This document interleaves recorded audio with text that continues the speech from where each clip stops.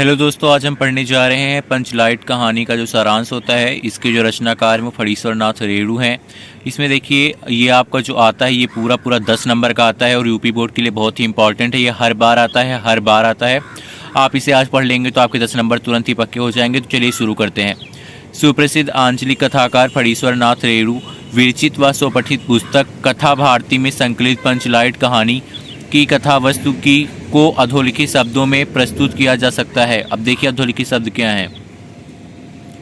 रामनवमी के मेले में एक बार महतो टोली के पांचों, मतलब वहाँ पे 5 लोग थे, पंचों ने एक पेट्रोमैक्स खरीदा, जिसे हम लालटेन भी कहते हैं गांव की भाषा में, जिसे गांव की पंचलाइट कहते हैं। पंचों ने निर्णय किया कि वो पूजा पाठ के बाद ही पंचलाइट का श्री गणेश किया जाएगा। वापस आते समय ब्राह्मण टोली के कुटंगी झा ने टोक दिया, कितने में लालटेन खरीदा। महतो यह सुनकर सभी पंचों पर क्रोधित हो गए। आपको बता दें कि जो पांच लाइट होती थी वो यहाँ पर लाइट जो लालटेन थी उसको लेकर आते थे। उसे गांव में ले जाने से पहले कोई टोक दिया तो उसको ये लोग बुरा मानते थे। तो उसके आगे कहा, यह सुनकर सभी पंच क्रोधित हो गए कि अपने ढिबरी को तो कहते हैं, अपने ढिबरी को बिजली कहते और पंचलाइट को लालटेन। ये सुनकर वो लोग गुस्सा हो गए।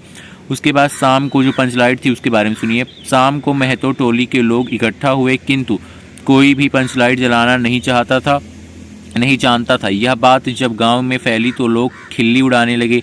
राजपूत टोली वालों ने कहा कि कान पकड़कर पंचलाइट के सामने 5 बार उठो बैठो, तुरंत जलने लगेगी। पंचों ने यह अपमान किसी तरह सहन किया, परंतु अब गांव में इज्जत की बात थी। इसके लिए क्या किया, आगे बढ़ते हैं।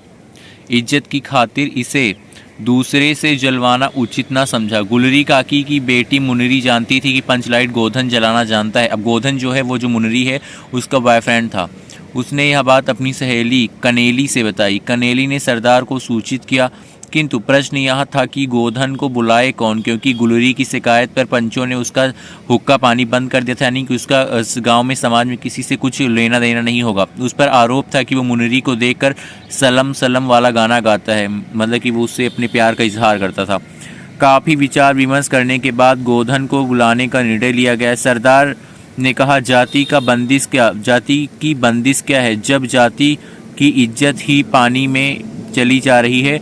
बहुत मान मनोवल के बाद गोधन आया और आते ही पूछा, स्प्रिक कहाँ है। स्प्रिक मतलब उसमें जो लगाया जाता था उसे स्प्रिक कहते थे। यह सुनकर सब उदास हो गए, किंतु गोधन ने बड़ी होशियारी से गरी के तेल से पंचलाइट जला दी। पंचलाइट की रोशनी से सारी टोली जगमगा उठी। गोधन के प्रति लोगों के मन में जो मैल था वो दूर हो गया। सरदारों ने गोधन से कहा, तुम जाति की इज्जत रखी है तुमने, तुम्हारा 7 खून माफ। खूब गाओ सिनेमा का गाना, मतलब सिनेमा का गाना। गुलरी काकी ने कहा, आज रात मेरे घर खाना। गोधन खाना। पंचलाइट के प्रकाश में लोगों के साथ पेड़ पौधे भी पुलकित हो गए। इसका मतलब ये था कि जो मुनरी का बॉयफ्रेंड था गोधन, वो आता है लाइट जला देता है। दोस्तों आप इसे ज़रूर पढ़ के जाइएगा। एक बार वीडियो अगर आपको समझ में नहीं आया फिर से देख लीजिएगा। और यहाँ पर अगर आप इसे पढ़ के आ जाओ 10 नंबर आपके पक्के हो जाएंगे। फिर बचते हैं बिल्कुल यहाँ पर आपके पास सिर्फ 90 नंबर। इसके आगे हमने और तैयारी की है, हमारे चैनल पर करवा रहे हैं, उसको आप तैयार करते रहिए। वीडियो को लाइक करके चैनल को सब्सक्राइब करना ना भूलें। Thank you.